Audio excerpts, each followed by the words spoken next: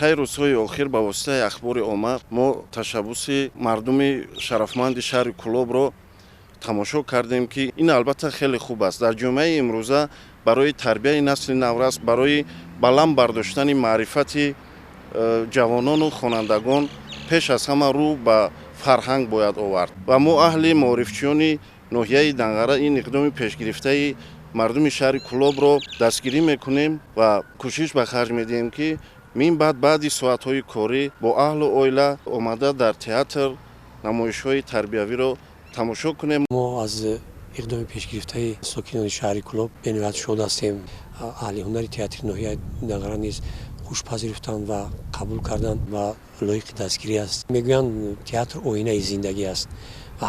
Анамин театр оинаи зиндагӣ ҳамин аст, ки ҳар кас ки ба театр рафт, намоишномаро тамошо кард, худаша дар ҳамон оина мебинад, ки ӯ кист. аҳли ҳунари театри ноҳияи Данғара миннатдории худро ба асосгузори сулҳ ва ваҳдати миллӣ пешвои муаззами миллат ҷаноби оли муҳтарам Эмомалӣ Раҳмон мерасонанд, ки чунки имрӯз бо ташаббуси маҳз сарвари давлати мо имрӯз ки таваҷҷӯҳи зиёд дорад нисбати театрҳои касбӣ, театрҳо рушд мекунанд, имрӯз театрҳо обод мешаванд ва аз ҷавонон ба хусус аз мардуми сокинони Тоҷикистон муроҷиат карда мегӯянд, ки биёянд дар театрҳои Тоҷикистон барои ӯ ҳамеша боз аст ва кӯшиш ба харҷ медиҳем, ки боз намоишномаи ҷолибу диққатро рӯи саҳна бароварда пешкаши тамошобинон гардонем ва ҳунари театрии тоҷикро дар сатҳи баланд бардорем.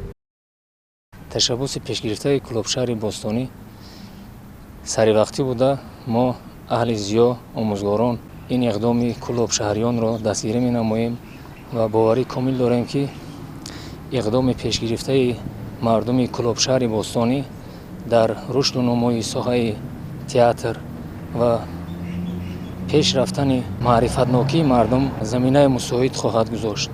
маҳз бо тавассути тамошои саҳнаҳои театрӣ мардум метавонанд аз ҳама шикасту рех ва камбудиҳои зиндагӣ бохабар гарданд. мо ҷавонони ноҳияи Данғара иқдоми пешгирифтаи сокинони шаҳри Кӯлобро тавассути ахбори омма дидем, ки он таҳти унвони ташаббуси Кӯлоб ном гирифтааст ва мо ин иқдомро ҳаматарафа дастгирӣ менамоем. театр моро дар рӯҳияи хиштаншиносӣ ва тандурустӣ, ҳифзи арзишҳои миллӣ ҳидоят менамояд. дар замони ҷаҳонишавӣ ва бархурди тамаддунҳо ташаббуси сокинони шаҳри Кӯлоб заруру саривақтӣ аст, зеро дар сурати ҳамовозии кул пайдо кардани ин ташаббус ва ба саҳна гузоштани мавзӯъҳои мубрами рӯз метавон дар ҳифзи арзишҳои миллӣ ва тақвият бахшидани малакаи зеҳнӣ ҳар як фарди тоҷик нақши мубориз гузошт. мо ҷавонони ноҳияи Данғара дар ин самт саҳми худро гузошта барои боз ҳам рушд кардани Тоҷикистони соҳиби истиқлол талош меварзем. тариқи оинаи нилгун иқдоми пешгирифтаи сокинони шаҳри Кӯлобро тамошо намудем ва ин иқдомро дастгирӣ менамоем.